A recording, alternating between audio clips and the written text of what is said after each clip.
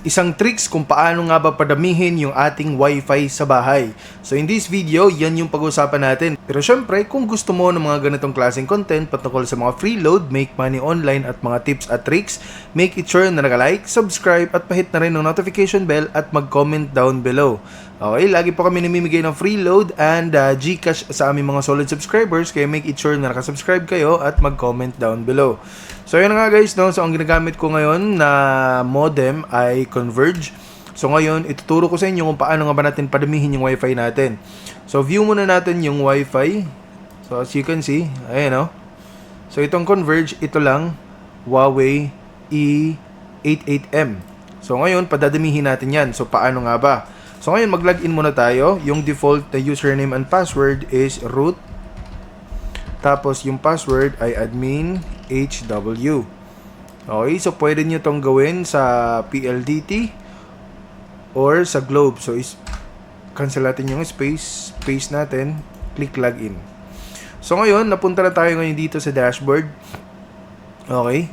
Then ang gagawin lang natin mga idol, no, is pumunta tayo dito sa advanced settings. Okay, so meron tayong makitang LAN, security, forward rules, application. Dito tayo ngayon sa wireless LAN. So click lang natin yan, wireless LAN. So makita natin dito mga idol, ito, 2.4G.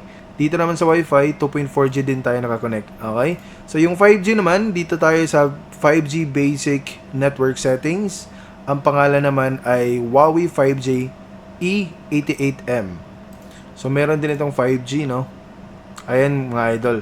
So ngayon, paano nga ba natin padadamihin yung natin, yung wifi? So napakasimple lang, no? Balik ulit tayo dito sa 2.4G. And maganda po na padamihin natin tong 2.4G para just in case kapag meron kayong bisita, so doon mo sila pakukonect para pwede mo rin i-cancel yung wifi na yon para hindi mo na magagalaw to. Kasi sa experience ko, yung kapitbahay namin, isa lang yung wifi nila. Tapos, lahat ng mga bisita, lahat ng mga kapitbahay, pag pumupunta sa kanilang bahay, pinakukunik nila dito. So, yung mga kapitbahay nila, kapag umuwi na sa kanila, dito pa rin sa wifi nila nakukunik. So, ibig sabihin, humihina po yung wifi. At hindi nila alam kung paano nga ba baguhin. So, paradamihin lang naman natin para mas maganda. Halimbawa, pag meron tayong negosyo, no? So, pindutin lang natin tong new. Then, yung Wi-Fi. So, lagay natin Wi-Fi 2. No? Click lang natin tong enable SSID. Tapos, broadcast SSID and enable WMM. Okay? Kasi kapag naka-turn off to, kunwari, sample natin mga idol, no? So, okay na siya.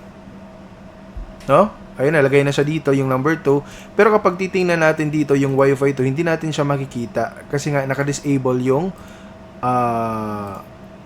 SSID. So, check lang natin yan. Then, click apply.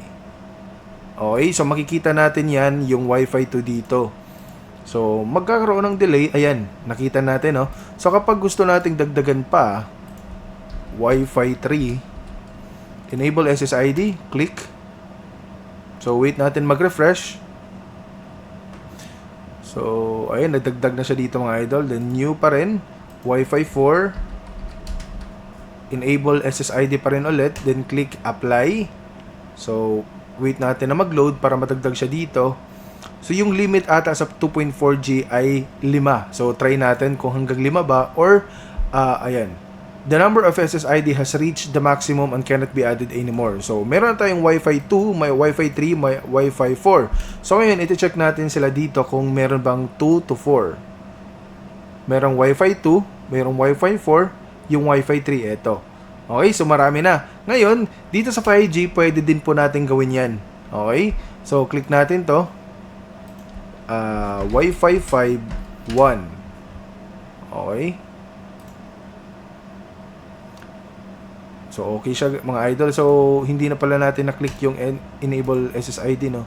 So, Wi-Fi 5.1, click natin ulit. Wi-Fi 5.2.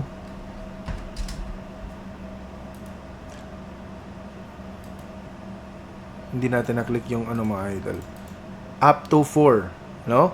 So, for the last one, Wi-Fi 5.3. Wi-Fi 5.3. enable SSID, then click natin yung apply.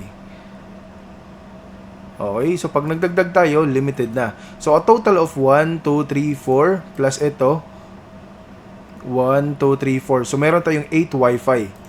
So yung mga 5G, nakikita na natin dito mga idol, no? So hintayin natin. Naglo-load siguro. Wait lang. Dito tayo sa basic. Okay. So Wi-Fi 5. Minsan kasi nagkakaroon ng delay mga idol, no? Depende po sa ano natin. Okay? So, ayan. Yung Wi-Fi 5.1, Wi-Fi 5.2, Wi-Fi 5.3. So, as you can see, napakaraming Wi-Fi network yung nandito mga idol, no? So, lahat ng yan may internet access kapag yung modem nyo ay may Wi-Fi. Okay? So, napakalupit mga idol, no? So, I hope na nakatulong tong video na to. At kung gusto mo pa ng mga tips at tricks, make it sure na nakasubscribe at mag-comment down below.